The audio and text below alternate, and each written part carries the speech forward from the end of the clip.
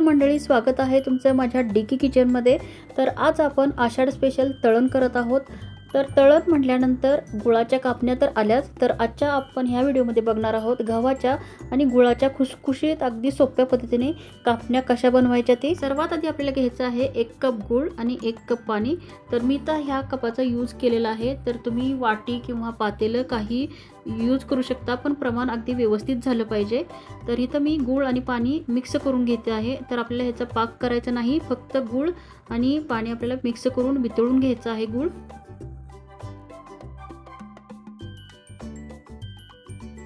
पातेलं मी गॅसवर ठेवलेलं आहे आणि गुळ आपल्याला फक्त वितळून घ्यायचा आहे। ह्याचा आपल्याला पाक अजिबात नाही बनवायचा। मंडळी, तुमच्या आतापर्यंत लक्षात आलं असेल की आजचा हा व्हिडिओ मी मराठीमधून करत आहे, तर इथून पुढे सुद्धा असेच काही मराठीमधून व्हिडिओ येणार आहेत। तर तुम्ही माझ्या चॅनलला सबस्क्राइब नसेल केले तर जरूर सबस्क्राइब करा। गुळ इथं मेल्ट झालेला आहे। आता आपल्याला घ्यायचं आहे थोडीशी बडीशोप, वेलदोडे आणि जायफळ आणि ह्याची पूड करायची आहे आपल्याला। आता आपल्याला घ्यायचं आहे 2 कप गव्हाचं पीठ। तर तुम्ही जे चपातीसाठी गव्हाचं पीठ रोज वापरता तर तेच घ्यायचं आहे। चाळून घेतलं तरी चालेल, न चाळता घेतलं तरीही चालेल। तर तुम्ही बघू शकता मी इथं एकाच कपाचा वापर करत आहे। तर सगळ्या वस्तू आपल्याला मोजून घ्यायच्या आहेत। तर गूळ मी 1 कप घेतलेला आणि 1च कप मी पाणी घेतलेलं आणि 2 कप मी गव्हाचं पीठ घेतलेलं आहे आणि त्यामध्ये मी जे बडीशोप आणि वेलदोड्याची जी पूड केली होती तर ती ह्यामध्ये ॲड केलेली आहे। सगळं व्यवस्थित मिक्स करून घ्यायचं आहे आपल्याला। चिमूटभर मीठ आपल्याला इथं घालायचं आहे, तर त्यामुळे कापण्याची जी चव आहे खूप छान येते। तर ह्या पिठामध्ये मी छोटीशी विहीर तयार करून घेतलेली आहे, थोडीशी जागा बनवली आहे, जेणेकरून आपल्याला ह्यामध्ये तेल किंवा तुपाचं मोहन घालायचं आहे। तर मी इथं तूप वापरत आहे, तुम्ही तेलाचा सुद्धा वापर केला तरी चालेल। तर 4 चमचे मी इथं घट्टवालं तूप यूज करत आहे। आता हे तूप मी वितळून घेत आहे, थोडंसं कडकडीत मोहन ह्याचं आपल्याला तयार करायचं आहे। तर तूप इथं छानपैकी वितळलेलं आहे आणि गरम झालेलं आहे। तर गरम गरम आपल्याला तूप किंवा तेल ह्यामध्ये घालायचं आहे। तर आता हे जे तूप आहे पिठामध्ये व्यवस्थित मिक्स करून घ्यायचं आहे चमच्यानं। इथं मी पहिल्यांदा मिक्स करून घेते, कारण तूप खूप गरम आहे।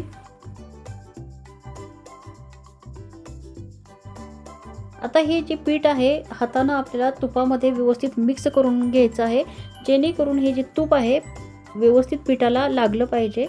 तर हे जे तूप आहे सगळ्या पिठाला मी व्यवस्थित चोळून घेते। आता हे आपलं जे पीठ आहे ते व्यवस्थित झालंय का नाही कसं चेक करायचं, तर असा हा गोळा बनत असेल तरच आपले जे पीठ आहे व्यवस्थित तयार झालेलं आहे असं समजायचं। तर इथं हा घट्टसा गोळा तयार होत आहे। तर हे आपलं पीठ अगदी व्यवस्थित तयार झालेलं आहे। तर चला पुढच्या प्रोसेसकडे जाऊया आपण। आता आपल्याला ह्या पिठामध्ये अर्धा कप रवा घ्यायचा आहे, रवा बिना भाजलेला आहे, आणि अर्धाच कप आपल्याला बेसन पीठ सुद्धा घ्यायचं आहे। तर हे जिन्नस अगदी व्यवस्थित हातानं मिक्स करून घ्यायचं आहे। आता ह्यामध्ये आपल्याला गुळाचं पाणी ॲड करायचं आहे, पण त्याआधी आपल्याला हे जे पाणी आहे गुळाचं ते गाळून घ्यायचं आहे, कारण ह्यामध्ये घाणसुद्धा असू शकते। तर हे जे पाणी आहे व्यवस्थित गाळून घ्यायचं आहे आपल्याला। आता हे जे गुळाचं पाणी आहे आपल्याला ह्या पिठामध्ये व्यवस्थित मिक्स करून घ्यायचं आहे। तर थोडं थोडं पहिल्यांदा आपल्याला हे पाणी ॲड करत जायचं आहे, एकदम पाणी आपल्याला ॲड नाही करायचं, नाहीतर हे जे पीठ आहे पातळ होऊ शकतं। तर इथं हे जे गुळाचं पाणी आहे मी ॲड करत आहे।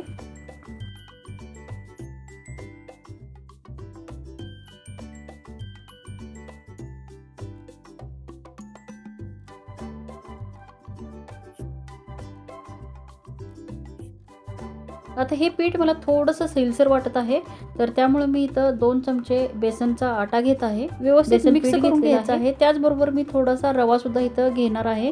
तर ह्या रव्यानं आपली जी कापणी आहे खुसखुशीत होण्यास मदत होते।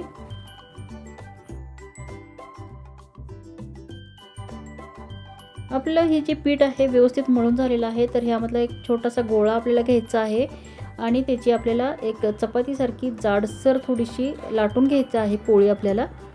तर तुमचं जर पीठ अगदी व्यवस्थित प्रमाण त्याचं व्यवस्थित असेल तर हे जी पोळी आहे आपल्याला लाटताना अजिबात पीठ लागणार नाही, पण प्रमाण आपलं अगदी व्यवस्थित झालं पाहिजे।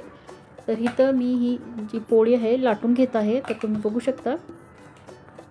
आपल्याला ही जी पोळी आहे थोडीशी जाडसर लाटून घ्यायची आहे आणि त्यावर आपल्याला ही खसखस अशी ॲड करायची आहे वर, आणि त्यानंतर पुन्हा एकदा थोडंसं लाटून घ्यायचं आहे, जेणेकरून ही खसखस ह्या पोळीमध्ये व्यवस्थित ॲड होईल, जेणेकरून आपण ज्यावेळेस कापण्यात तळतो त्यावेळेस तेलामध्ये ही जी खसखस आहे उतरणार नाही।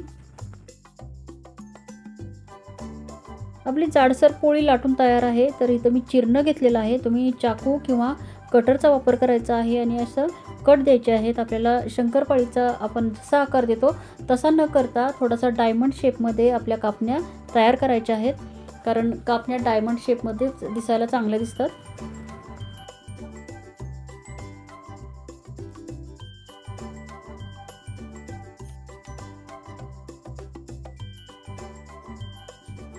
इथं ह्या ज्या कापण्या आहेत कापून तयार आहेत, तर तुम्ही बघू शकता व्यवस्थित ह्याचा डायमंड शेप मी दिलेला आहे आणि अशा पद्धतीने सगळ्या कापण्या आपल्याला कापून घ्यायच्या आहेत, डायमंड शेपमध्ये कापून घ्यायच्या आहेत।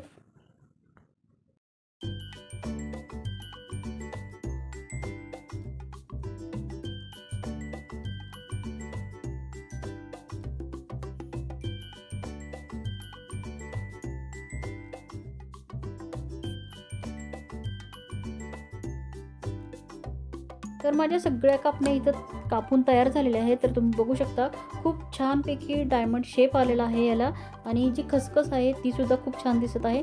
तर चला आता ह्या कापण्या आपण तळून घेऊया।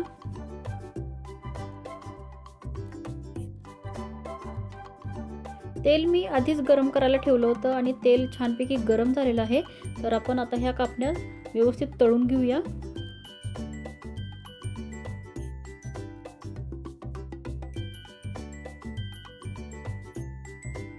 त्या कापण्या गोल्डन ब्राऊन होईपर्यंतच आपल्याला तळायच्या आहेत, जास्त करपवायच्या नाहीत। तर तुम्ही बघू शकता कापण्या व्यवस्थित ह्या तेलामध्ये तळत आहेत।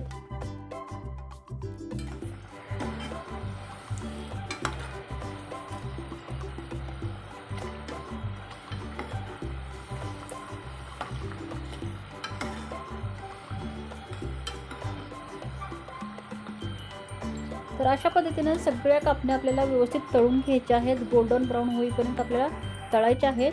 तर मंडळी, कशा वाटल्या आजच्या ह्या कापणीची रेसिपी? जर ही रेसिपी आवडली असेल तर रेसिपीला माझ्या व्हिडिओला लाईक करा, आणि जर अजूनपर्यंत तुम्ही माझ्या चॅनलला सबस्क्राईब नसेल केलं तर जरूर सबस्क्राईब करा, आणि पुढच्या अशाच छान छान व्हिडिओसाठी तुम्ही माझ्या चॅनलला नक्की भेट द्या। तर अशा पद्धतीने ह्या कापण्या सगळ्या आपल्याला व्यवस्थित गोल्डन ब्राऊन होईपर्यंत तळून घ्यायच्या आहेत। ह्या कापण्या खायला अगदी भन्नाट लागतात, खूप खुसखुशीत होतात, अगदी बिस्किटासारख्या खूप छान होतात। ह्यामध्ये आपण जे गव्हाचं पीठ आणि रवा वापरलेला आहे, त्यामुळं ही जी कापणी आहे खायला खूप छान लागते। तर अशा पद्धतीने तुम्ही कापण्या जरूर या आषाढ महिन्यात करून बघा।